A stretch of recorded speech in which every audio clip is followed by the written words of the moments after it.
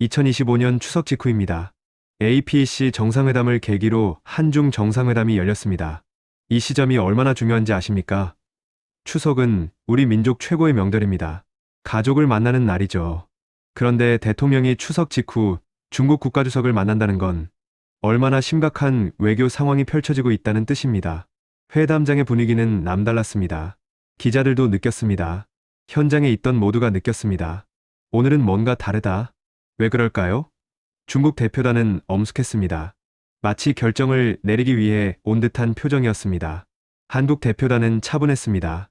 하지만 그 차분함 속에는 긴장이 흐르고 있었습니다. 이건 단순한 외교 인사가 아니었던 겁니다. 여러분, 혹시 국제 정상회담이 어떻게 진행되는지 알고 계신가요? 겉으로는 웃고 인사하지만 실제로는 치열한 심리전이 벌어집니다. 누가 먼저 손을 내밀 것인가? 누가 먼저 고개를 숙일 것인가? 이런 자잘한 제스처 하나하나가 국가 간의 입장 차이를 드러내는 겁니다. 특히 한중 관계는 복잡했습니다. 경제적으로는 의존하지만 외교적으로는 팽팽했습니다. 문화 전쟁도 있었고 무역 분쟁도 있었습니다. 이런 배경 속에서 두 정상이 만나는 순간입니다. 회담장 문이 열렸습니다. 이재명 대통령이 들어섰고 시진핑 주석이 일어났습니다. 악수를 나눴습니다. 카메라 플래시가 터졌습니다. 그리고 그들은 착석했습니다. 그 순간이 매우 중요합니다. 이제 진정한 외교 무대가 시작되려고 했습니다. 시진핑의 표정을 보십시오. 굳어 있습니다. 언뜻 보면 무표정처럼 보이지만 사실은 긴장 상태입니다. 만약에 사태에 대비하는 그런 표정이었습니다. 그런데 이 순간 이재명 대통령이 뭔가 다른 데로 움직였습니다. 그건 대본에 없는 움직임이었습니다. 외교 현장에서 침묵은 무기입니다. 말하지 않는 것이 말하는 것보다 강할 수 있다는 뜻입니다. 이 시점에서 한중 정상회담은 정확히 그 침묵의 단계에 들어서 있었습니다. 시진핑 주석의 표정이 변하지 않습니다. 여전히 굳어 있습니다. 이게 무엇을 의미할까요? 중국 지도자들은 이렇게 표정을 드러내지 않는 훈련을 받습니다. 왜냐하면 표정만으로도 국가의 입장이 드러나기 때문입니다. 따라서 시진핑이 표정을 감춘다는 건 그만큼 신중하다는 뜻입니다. 짧은 인사 후 형식적인 대화가 이어졌습니다. 안녕하세요.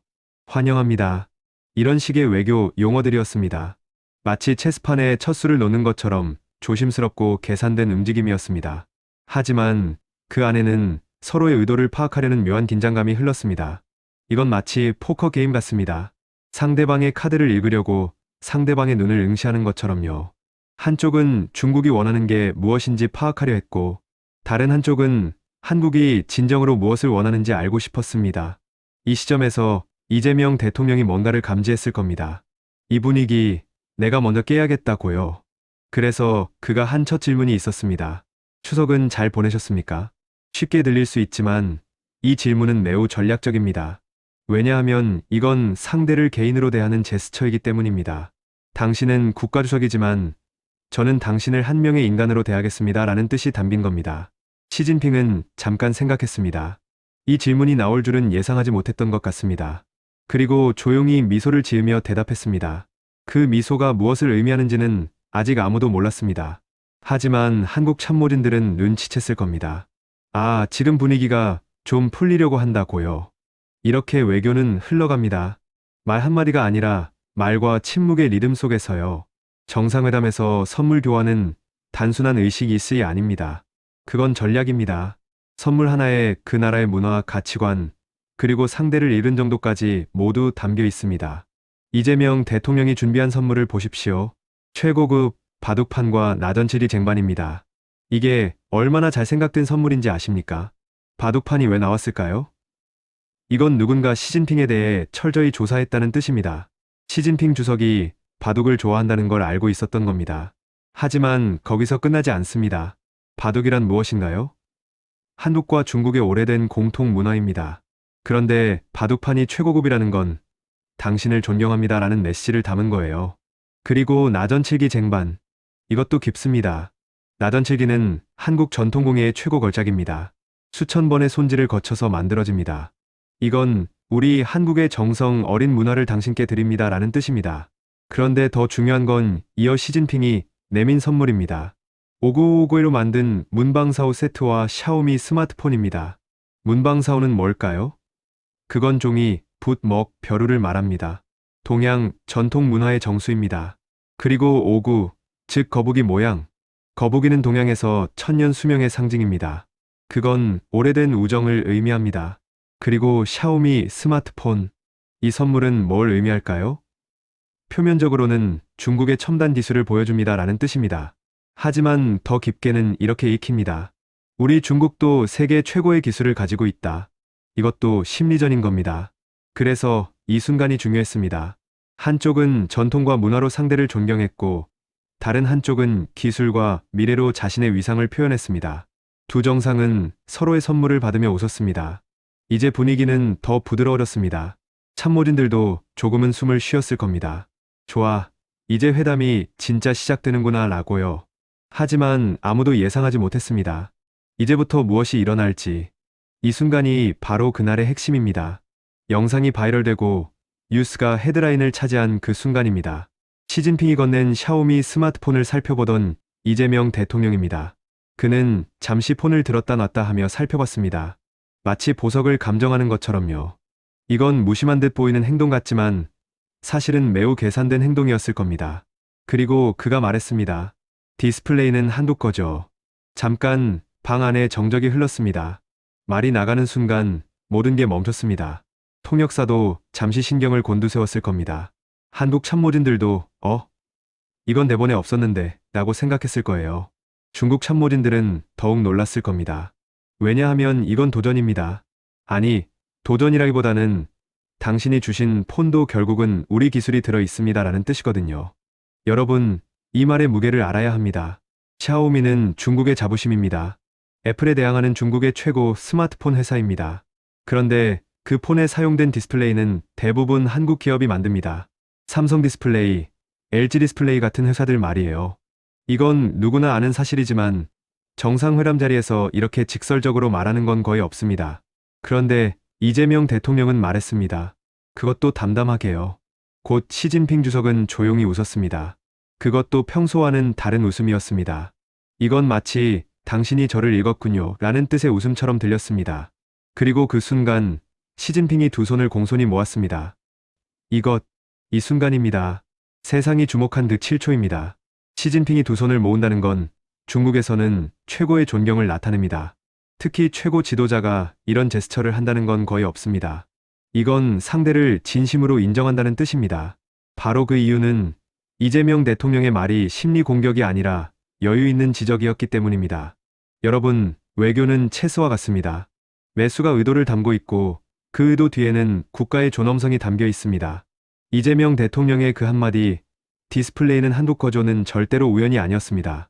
만약 그게 우연이라면 왜 하필 그 순간에 그런 말을 했을까요? 왜 정상회담이라는 공식 석상에서 그런 말을 꺼냈을까요? 대답은 간단합니다. 그것이 전략이었기 때문입니다. 그것도 아주 영리한 전략 말이에요. 무엇이 이 전략을 영리하게 만들었을까요? 첫째, 그것은 공격이 아니었다는 겁니다. 만약 너희 기술은 우리 기술 없이는 못한다고 호승심 넘쳐 말했다면 그건 도전이 됩니다. 하지만 이재명은 담담하게 마치 지적하는 것처럼 말했습니다. 그래서 시진핑도 받아들일 수 있었던 거예요. 이건 흥분이 아니라 차분함의 말투였거든요. 둘째, 그 말 속에는 상대의 기술도 인정하고 있었다는 겁니다. 디스플레이는 한국 거죠라는 말은 역으로 나머지 기술은 당신 거네요 라는 뜻도 담고 있습니다. 따라서 이건 상대를 깎아내리는 게 아니라 상호 협력 관계를 인정하는 말이 되는 거예요. 셋째, 그 순간이 정말로 필요한 순간이었다는 겁니다. 왜냐하면 중국이 선물로 자신의 기술력을 표현했기 때문입니다. 그에 대한 대답이 필요했던 거예요. 그리고 이재명은 정확하게 그 대답을 했습니다. 네, 당신의 기술은 훌륭합니다. 하지만 국제 경제는 상호 의존입니다 라는 뜻으로요. 이게 바로 심리의 한 수입니다. 상대를 무시하지 않으면서도 자신의 입장을 명확히 하고 상대의 자부심을 건드리지 않으면서도 한국의 기술력을 표현한 겁니다. 이건 마치 바둑에서 최고의 집을 정하면서도 상대를 존경하는 것처럼요. 외교는 결코 힘겨루기가 아닙니다. 외교는 마음을 읽는 일입니다. 시진핑이 두 손을 모은 이유가 바로 이것 때문입니다. 그는 생각했을 겁니다. 이 사람 진짜 예의도 있고 실리도 챙기네. 저 사람은 나를 무시하지 않으면서도 정확히 자신의 가치를 표현했다. 그 순간 이후 회담장의 공기가 바뀌었습니다. 중국 외교팀은 놀랐습니다. 보좌관들은 얼굴을 맞댔을 겁니다. 이런 상황에 대한 대본이 있었을까요? 아마 없었을 겁니다. 왜냐하면 이건 예상 밖의 상황이었거든요. 현장 기자들은 긴장했습니다.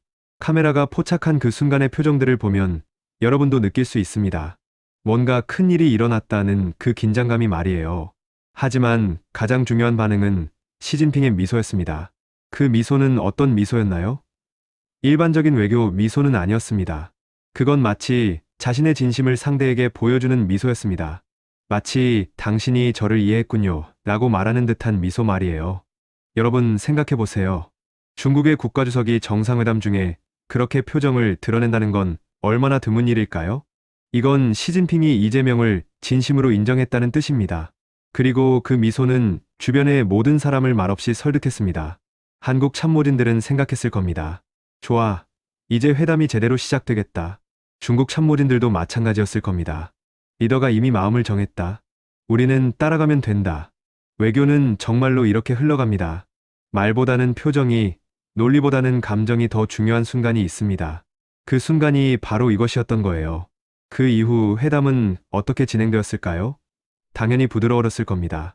왜냐하면 두 리더가 이미 상호를 인정했기 때문입니다. 뒤에 따라오는 실무진들은 이미 그 톤을 받아들였을 테니까요. 실제로 회담 후 발표된 공동 성명도 예상보다 더 긍정적이었다고 합니다. 이게 진정한 외교수입니다. 힘을 보여주는 게 아니라 마음을 보여주는 것. 상대의 자부심을 건드리지 않으면서도 자신의 가치를 표현하는 것. 이것이 국격이 높은 외교인 거예요. 그 미소는 모든 것을 정리했습니다. 저 사람 다 잊고 들어왔구나. 이것이 정상의 마음이 움직이는 순간입니다. 한마디로 판을 흔들지 않고 분위기를 잡은 외교술. 그건 힘보다 더 강한 감정의 기술이었습니다. 회담 직후 중국 온라인 매체와 소셜 미디어가 들끓었습니다. 영상이 배포되고 사진이 퍼지면서 말이에요. 중국의 누리꾼들은 이렇게 반응했습니다. 시진핑이 저렇게 공손한 태도를 보이다니. 이건 중국인들도 놀란 반응입니다. 왜냐하면 시진핑은 중국의 국력을 강조하는 리더로 알려져 있기 때문입니다. 그런데 그가 두 손을 모은다. 이건 진짜 특별한 순간인 거예요. 다른 반응도 있었습니다. 이재명, 사람의 마음을 읽는 법을 아는 듯 했다. 이것도 흥미로운 반응입니다. 중국의 외교 전문가들도 일반 누리꾼들도 모두 같은 지점을 포착했다는 뜻입니다. 그건 바로 감정의 감지 능력이었던 거죠. 외교 전문가들은 더욱 자세하게 분석했습니다. 이건 단순한 회담이 아니라 인간 대 인간의 교감이었다.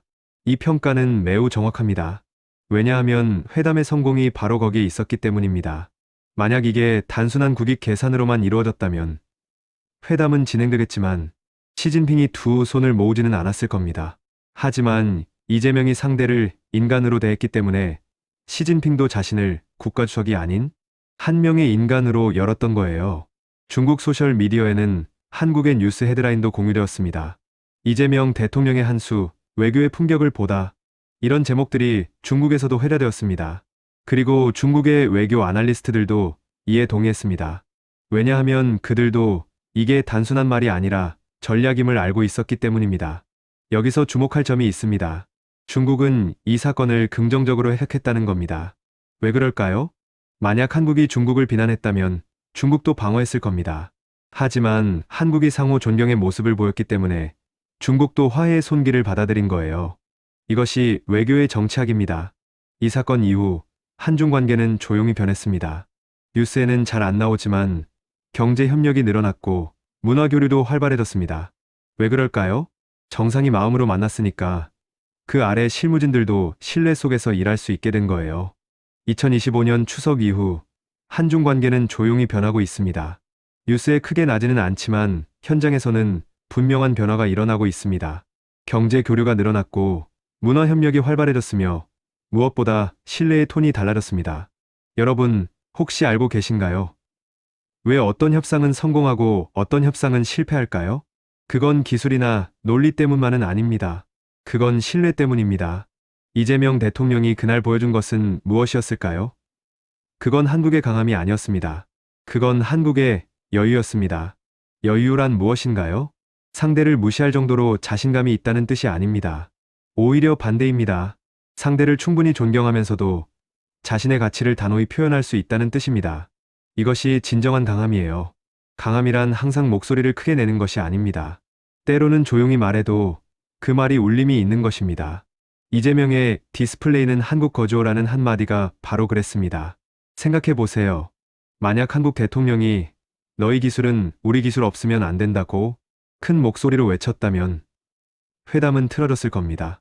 하지만 그는 조용히 차분히 말했습니다. 그래서 상대도 받아들일 수 있었던 거예요. 이것이 품격입니다. 품격이란 학력이나 배경이 아닙니다. 품격이란 상대를 존중하면서도 자신을 잃지 않는 능력입니다. 그리고 그 능력이 이재명에게는 분명히 있었습니다. 시진핑이 두 손을 모은 이유가 여기에 있습니다. 그는 생각했을 겁니다. 이 사람은 나를 존경한다. 그런데 자신도 자존심이 있다. 나와는 다른 종류의 강함을 가지고 있다. 이것이 리더가 리더를 인정하는 순간입니다. 여러분은 혹시 생각해 본 적이 있나요? 국가 간의 관계를 바꾸는 게 뭘까요? 핵무기일까요? 아니면 경제력일까요? 아닙니다. 그건 신뢰입니다. 신뢰는 어디서 나올까요? 상호 존경에서 나옵니다. 상대를 충분히 존경하되 자신도 당당하게 설 수 있을 때 진정한 신뢰가 생기는 겁니다. 그날 이재명과 시진핑의 만남이 특별했던 이유가 바로 이것입니다. 그건 단순한 외교 인사가 아니었습니다. 그건 두 나라가 한 걸음 더 나아갈 수 있다는 신호였습니다. 여러분, 그럼 이제 우리가 배워야 할 게 뭘까요? 그건 이겁니다. 세상을 살아가면서 우리도 많은 상대를 만납니다. 상사도 있고, 친구도 있고, 가족도 있습니다. 그리고 우리는 매일 그들과 협상을 합니다. 때로는 자신의 주장을 밀어붙여야 할 때도 있습니다. 하지만 상대를 짓밟으면서까지 내 주장을 이루는 게 승리일까요? 아닙니다. 진정한 승리는 상대도 존경받는다고 느끼고 자신도 당당할 때 오는 겁니다. 이재명 대통령의 그 한마디, 디스플레이는 한국 거주어는 바로 그것을 보여줍니다. 공격이 아닌 여유, 자존심이 아닌 품격으로. 그게 진짜 외교의 한 수였습니다. 그리고 그게 시진핑이 두 손을 모은 이유였습니다. 추석이 지나고 겨울이 올 시즌입니다. 한중 관계도 봄을 맞이하고 있습니다. 그 봄은 누군가의 한 수 때문에 찾아왔습니다. 품격 있는 외교, 상대를 존경하되 당당한 태도. 그것이 우리가 기억해야 할 그날의 의미입니다. 역사는 거창한 선언이 아니라 이런 한순간의 감정의 기술 속에서 만들어집니다.